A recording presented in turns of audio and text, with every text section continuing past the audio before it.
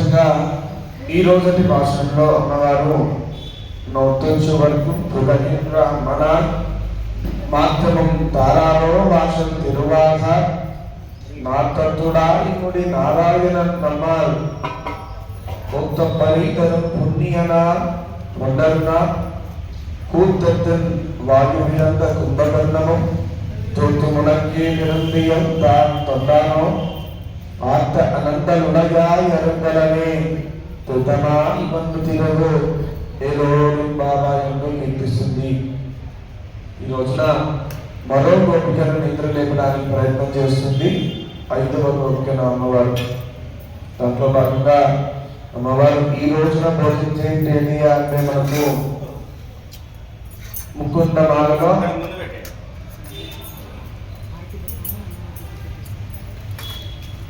ముకుందమాలలో ఒక చక్కని శ్లోకం చెప్తారు. మనిషి మనం ఏం చేయాలి అనే విషయం గురించి. జిహ్వే కీర్తయ కేశవం మురళిపు చేతో భజ శ్రీధరం పాణిద్వంద్వ సముచ్చయ అచ్యుతకర శ్రోత్రద్వయం త్వం శృణు కృష్ణం లోకయలోచనద్వయ హరే గచ్ఛాంధ్ర యుగ్మాలయం జిగ్రగ్రాహ ముకుంద పాద తులసి మూర్ధన్న మాధోక్షజం అంటూ కీర్తిస్తారు.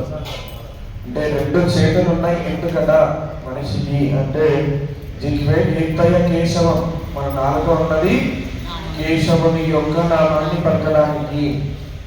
మురళి చేతో భజ శ్రీధరం, ఆ శ్రీధరుణ్ణి మనస్సు చేత చేతుల చేత భజించాడు. ఆనిద్వంద్వ సమక్షయాక్షుతగదా శ్రోత్రద్వయం వంశును అచ్యుతుని యొక్క కథలు చెప్తుంటే శ్రోత్రద్వయం ఈ చెవుల 2 కూడా వినాలట.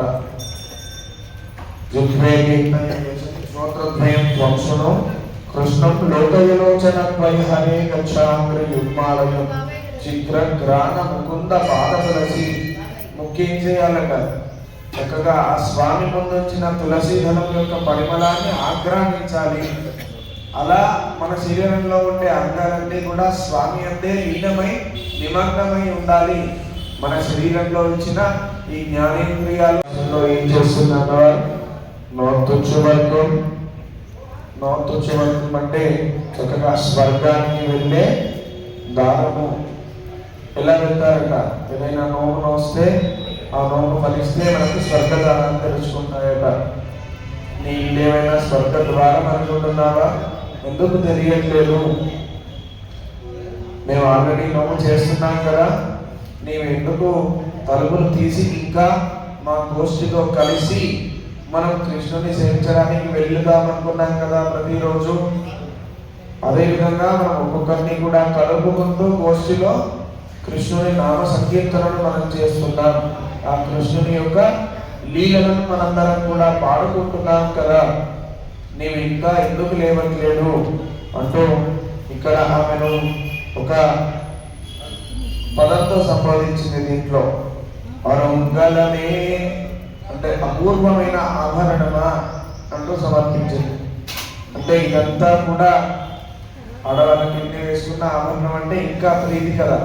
కాబట్టి అలాగే మా గోష్ఠికి అంతటికీ కూడా శరీరం అయితే నువ్వు మాకు ఉండే ఆభరణం లాంటి దానివి.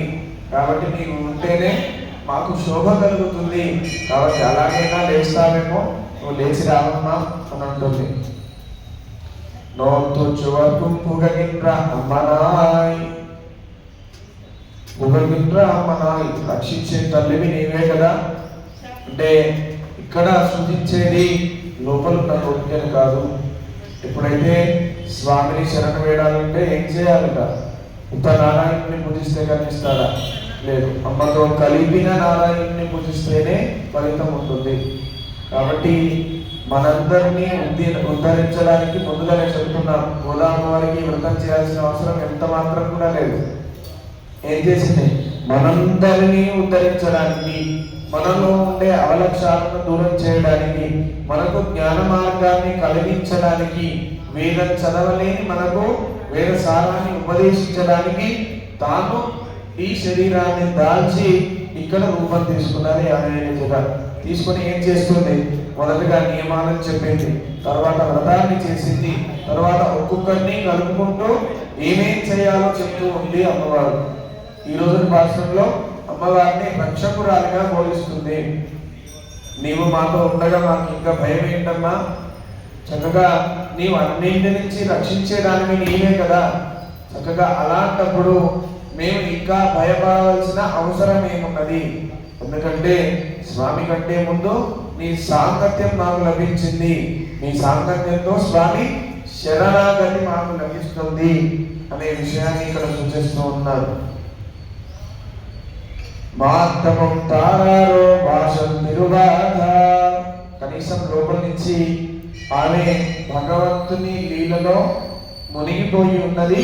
ఈమె కూడా ద్వారం తెరవలేదు. ముందు భాషలో కూడా ఆమె ద్వారం తెరవలేదు సరికదా, ఆమె కూడా మాట్లాడలేదు.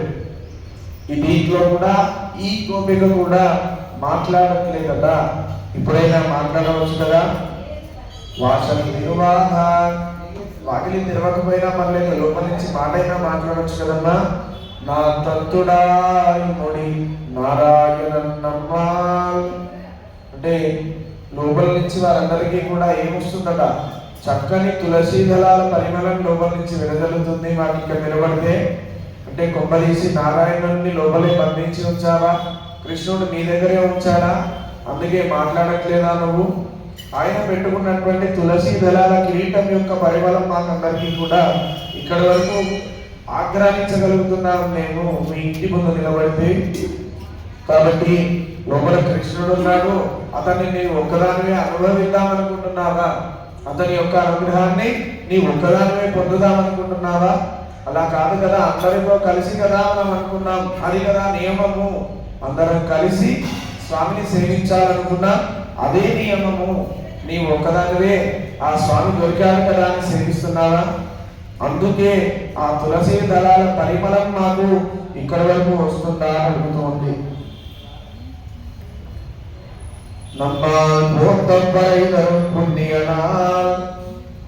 అంటే అప్పుడు కూడా మాట్లాడలేదు. అంటే లోపల స్వామి ఉంటే ఏదో ఒక శబ్దం ఉంటుంది కదా. స్వామి ఊరికి ఉంటాడా? తన పరివారం అంతా ముందు ఉంటుంది ఆయన వస్తే. కొన్ని అలా చెప్పేనైనా తాను పలుకుతుందేమో అని ప్రయోగాలు చేశారు ఇక్కడ అమ్మవారు. ఆ తర్వాత చక్కగా మంగళము పాడే పుణ్యకాలం దగ్గరికి వచ్చింది. స్వామి పరై అనే వాయిద్యాన్ని మనందరికీ కూడా ఇస్తాడు ఆడుకోవడానికి. చక్కగా పాడుకోవడానికి ఏం చేయాలి? పాడినప్పుడు ఏం చేయాలి? పక్కన ఏదైనా ఒక వాయిద్యం ఉంటే ఆ పాటకు అన్నం చేకూరుతుంది. అలాగే స్వామి కూడా పరై అనే వాయిద్యాన్ని మనందరికీ కూడా ఇస్తాడు. ఇక్కడ వాయిద్యాన్ని ఇవ్వడం అంటే చక్కగా పరలోకాన్ని మనకు అనుగ్రహిస్తాడు. పరమైనటువంటి తానుండే వైకుంఠాన్ని, పరమమైనటువంటి దాన్ని మనకు అనుసంధానం చేస్తాడు, అనుగ్రహిస్తాడు. కాబట్టి అలాంటిది పరై అనే వాయిద్యాన్ని మనకిచ్చి అలాంటి పుణ్యకాలం దగ్గరికి వచ్చింది. నీవు ఇంకా త్వరగా లేచి రామ్మా అంటూ పిలుస్తూ ఉన్నాడు.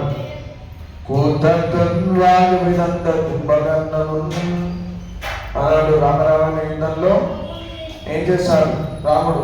మొదటగా కుంభకర్ణుని సంహరించాడు. ఆయనను కుంభకర్ణుడు దేనికి ప్రసిద్ధి? నిద్రకు ప్రసిద్ధి. అయితే ఆయన నిద్రను ఓడించే నిద్రను నువ్వు పోతున్నావా? ఆయన ఓడిపోతూ ఆయన నిద్ర అందరినీ నీకు ట్రాన్స్ఫర్ చేసి వెళ్ళిపోయాడా ఏంటి? ఎందుకమ్మా నీకు ఇంకా లేవట్లేదు? కుంభకర్ణుని ఓడించే నిద్రను నీవు పోతూ ఉన్నావా? అలా కాదులే అని చెప్పేసి చెప్తూ ఉన్నా. ఆత అనంతలుడయా అనంతలనే. చక్కగా ఆ మత్తును వదిలి నీవు లేచి మా గోష్ఠిలో కలిసి రావాల్సింది. అప్పుడే ఈ గోష్ఠికి నీవు ఆభరణమై వెలుస్తూ ఉన్నావు. కాబట్టి నీతో కలిసి మనందరం కలిసి వెళ్ళి ఏం చేద్దాం?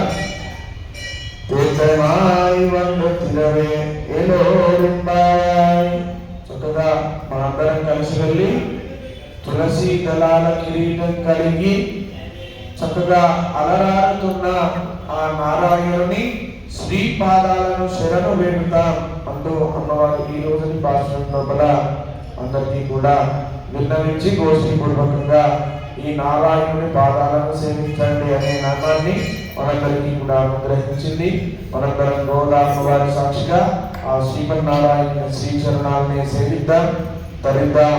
జై శ్రీమన్నారాయణ. గోదాయి నిత్యశ్రీ నిత్యమంగళం.